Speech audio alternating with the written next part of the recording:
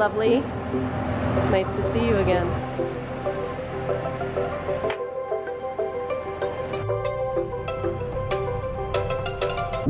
We got a text yesterday from our bagger, Bagger Bob. He has availability of the bagger today, being Monday. I booked it originally for next Saturday. Yeah. So we have nothing ready. So when the comments start coming that we aren't prepared, it's because we didn't know. So we have hooked up the trailer. We're on our way to our friends who sold us the harvester. We're gonna grab the corn head of it. We never bothered this year because we just wanted to focus on hay. We gotta bring that home, get it installed on the harvester, make sure everything's copacetic, get the wagons ready, and then potentially start corn silage still today. Fun. Just another day. Just another day. Wow, you're going really fast. There's nothing to see there anymore. Nothing to see there. Not even our weeds coming up yet. Soon though.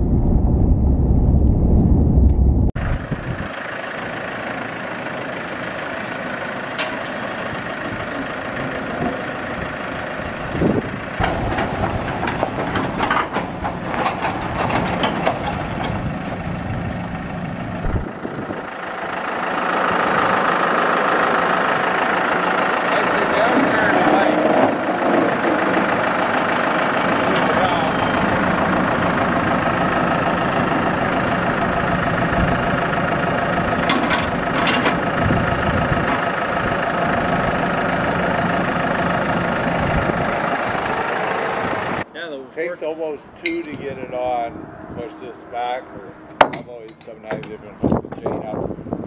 The 36-inch roll head was a lot better shape. That's why I took these gathering chains off mine and bearings off mine and put it on this head that I bought at Parsons. Those are those stupid little things. Yep. So you take those off? Well, to get at it? Take that out. Yeah. Put a grease fitting in and grease it and put that back. Yeah. Oh.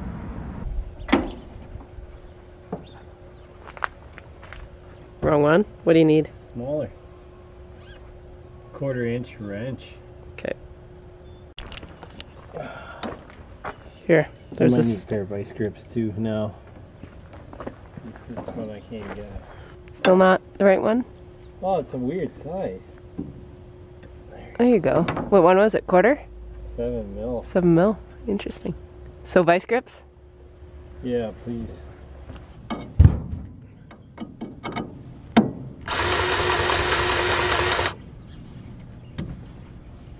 So you only put those on and then you have to take them actually off. Yeah, because they're low to the ground, they might get ripped off. I see. At least it took grease pretty good.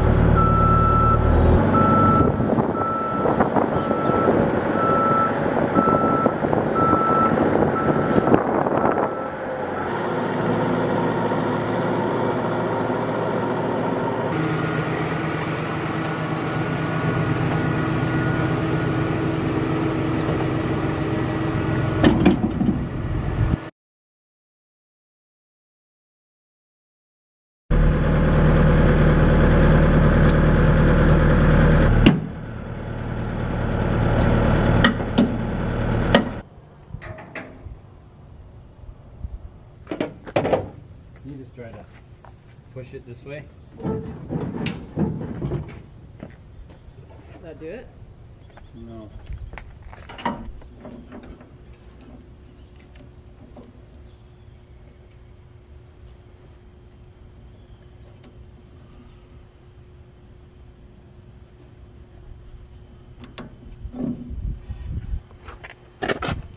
Is there a tightener?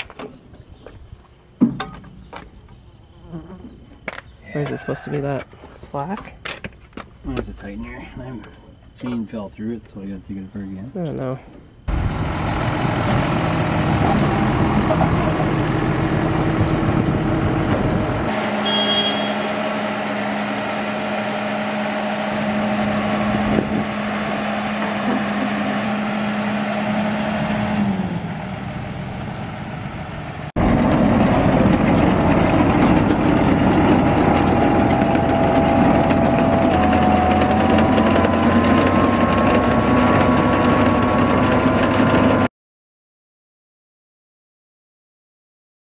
What do you want to know? Well, we don't do a very good job explaining how this stuff actually works, so I wondered if you could, because I don't. But it's hard without seeing it working. Because okay, well, we'll do it when you're on the tractor, but just at the end of the day, what happens is we have 2 corn rows that are going in between these 2 gaps. Yep. And this triangular part funnels it in. Yep. And it's grabbed by these rubber belts, so it grabs the stalk. And right down here is a rotating blade that cuts it off, about 8 inches off the ground. Yep. And because the stalk is pinched between these rubber gaps, these rubber belts, it's carried through and then just goes into the harvester, where it's fed through the feeder rolls, which is right there. These things right here. Yeah. And it goes through a big chopping mechanism back here. So there's a, like right here, you can see it. That's a big rotating chopper, and it chops it all up, and basically spits it out down here. Yep. And then it's augered to the blower. The blower makes a whole bunch of wind and basically blows it out, shoot into the back of the wagon. And into the wagon. Okay, that's all we needed. Thank you.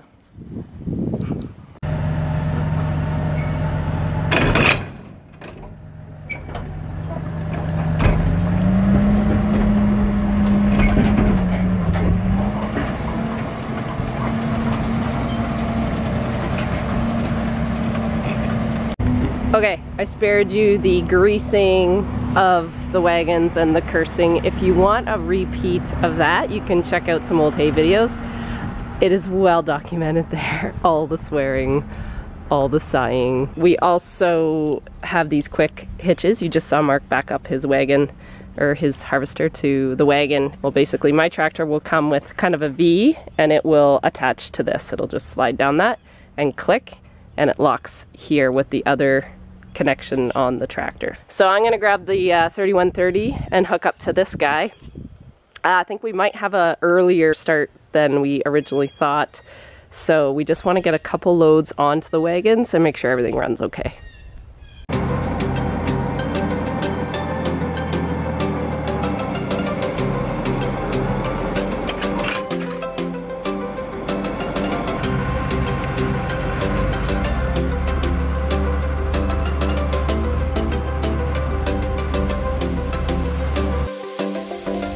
He has started. The problem with starting these fields with this kind of harvester is the harvester is offset to the side. So we actually have to drive on, we have to sacrifice a couple rows. He will come back eventually and try to kind of pick that up off the ground, but it's kind of, that is the kind of the crappy part with some of these harvesters, but it is what we have. And so he's just opening it up. It looks like everything is going okay. He called me to ask me to just try my best to drive as close to the right as possible. Corn silage has begun.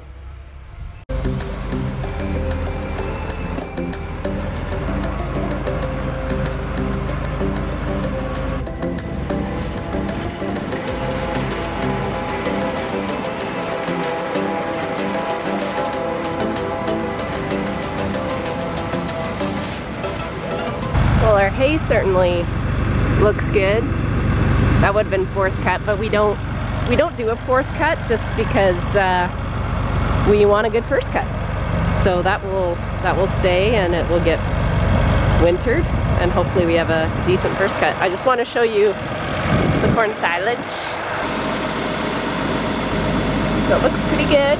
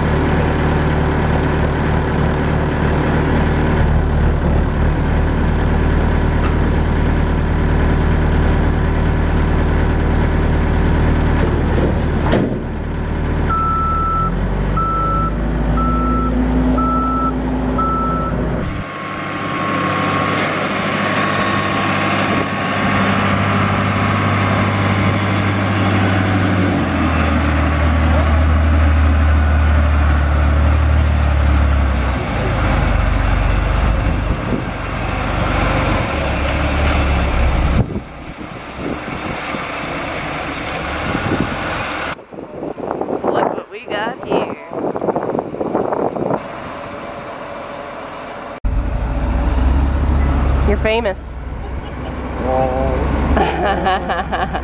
Oh God.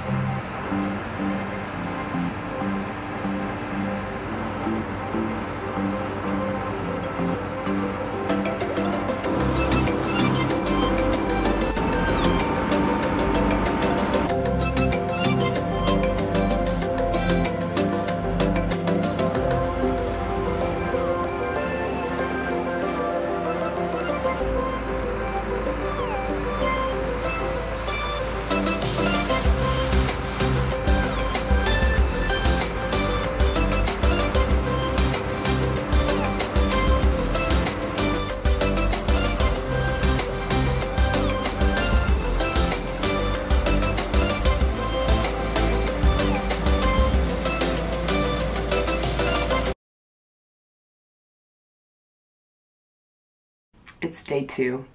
It's still dark out. But I thought I better get chores done in good time. I think Spencer's coming at 8 to get the next bag set up and ready to go. Yesterday went really good. I don't know what it is with corn silage, but it's the same equipment, it's the same people, basically. But I don't have that feeling of anxiety and that something's gonna break at any second. I should not have said that, but I feel like we're okay with corn silage. Corn silage also seems to fill the bag faster because it's fluffy and light. I don't know. I love it. I love corn silage. The field is right behind our bags, which also helps. Yeah, so I'm gonna run out. I'm gonna do chores, get them out of the way, and hopefully Spencer's here at 8 and we can get it all set up and get going because it's supposed to rain yet again this afternoon. And poor Mark, I know he's not wanting to do corn silage because we have a lot of soybeans that are ready to go.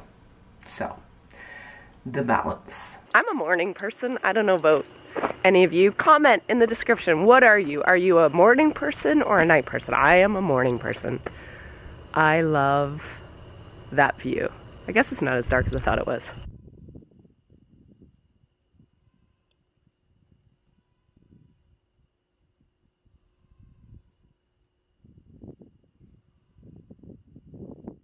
I'm dying to see how bad this bag is. I have a big zigzag in the middle because the third cut bag kind of at the end went, well, kind of like my golf game, took a mean hook. So I'm gonna see how bad this really looks. Oh boy, it looks pretty bad. Ooh. Oh my God, that's so bad. So a few things. I just want to give you the kind of the lowdown on what we do because it's so loud when all this equipment's going, so I can't really talk and show you.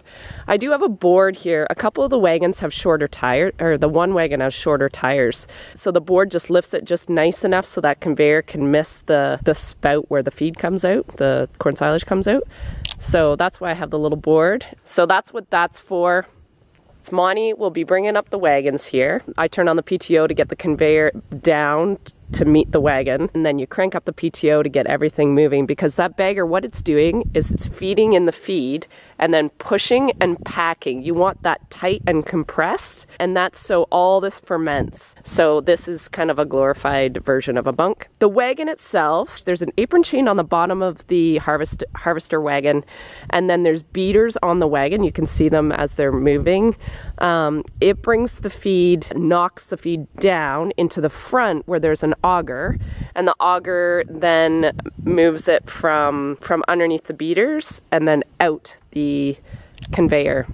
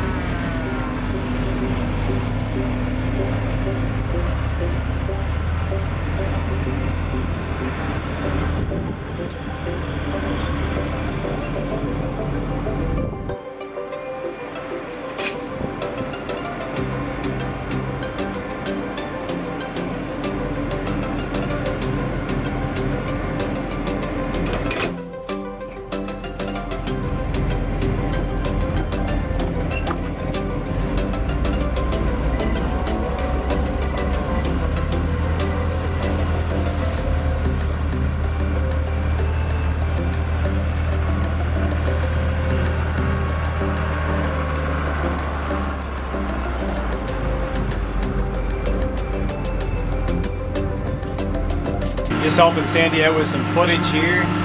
We're in the tractor running the harvester this morning.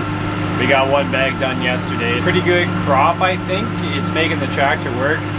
We have a 175 horsepower tractor, and we use it to run the harvester. When I say 175 horsepower tractor, that's what the engine puts out. The issue that we have is to drive the harvester behind us, we use a PTO, which is a little stub shaft that comes out the back of the tractor, and PTO stands for power takeoff. So what we do is use the engine power to drive that little stub, which in turn drives a shaft that runs all the components on the harvester. The issue that we run into is there's a power loss between the engine and the PTO. So we might be running 175 horsepower on the engine, but on the PTO it might only be 150. So I'm hitting spots here in the field where I actually have to gear down and slow down because it's taking way too much horsepower on the tractor. We end up using like 125% of the engine horsepower. There's a little thing in it called a power bulge, which the computer will give it a little bit more horsepower when it needs it, but you don't get it all the time. Anyways, it's going well. Finish up this one little chunk we have beside us here, and then I'll have to cut a new chunk in.